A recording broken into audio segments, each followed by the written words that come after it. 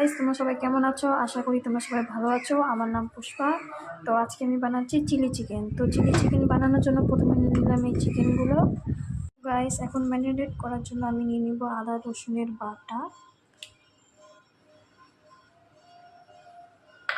তারপরে নিয়ে নিব স্বাদ মতন লবণ।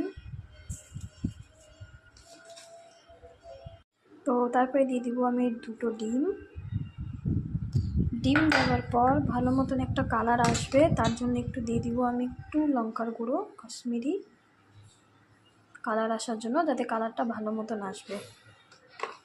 এখানে কোট করার জন্য আমি দিয়ে দিব কর্নফ্লাওয়ার।